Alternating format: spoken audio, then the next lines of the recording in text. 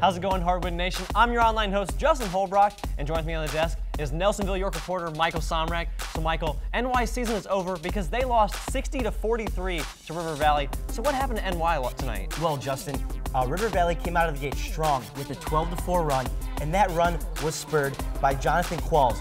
You know, during this 12-4 run, they shot 78% from the floor in the fourth quarter, and Jonathan Qualls had 3 of his 20 points on the night with a huge quarter-ender buzzer beater that gave River Valley the lead 20-11 at the end of the first quarter. And after that lead, you know, River Valley kept pounding it on. In the second quarter, they expanded their lead to 14 points, and at the end of the half, they had an 8-0 run to bring their lead to 17 points.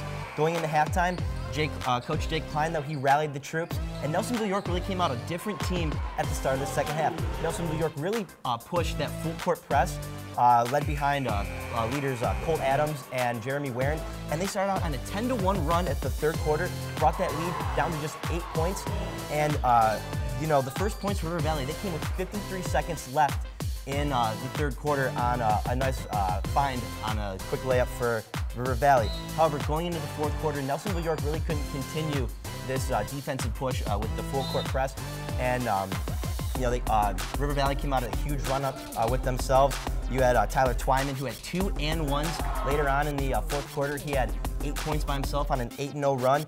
And Jacob Dovenbarger for River Valley had a dunk that really sealed the game, gave River Valley a 19-point lead, and they ended up winning the game 60-43. So it was a good win for River Valley. Nelsonville-York struggled all season, and they tried to make the comeback attempt tonight. They just couldn't happen against the Raiders. So looking forward to the future, where do you see NY?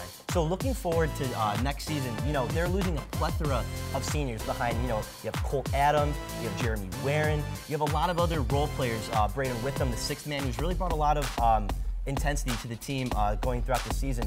However, you have 2 key names to look forward to the next season. You have sophomore going to be junior, Hunter Edwards, and you also have the same for Aaron Davis. Hunter Edwards has been the point guard for this team, and he will continue to be the point guard moving forward. Coach Jay Klein had a great quote at the beginning of the season saying he was the point guard for, or he was the quarterback for the football team, and now he'll be the quarterback for our offense. And Aaron Davis, you know, coming up through the ranks towards the end of the season, he was huge on the boards towards the end of the season, and he had a nice little contribution at the end of tonight's game, and we really look forward to seeing them on the hardwood next season. Yeah, I definitely look forward to seeing what Edwards has in store, and as well as Davis, because it looks like they can be 2 really good players. But before we see NY in the future, make sure to tune into our show on Sunday night at 11 p.m. and head over to our website, woub.org/heroes, and don't forget to use our tournament hashtag, #ShootForTheShot. So, for Michael Somrak, I'm Justin Holbrock, reminding you to be heroic.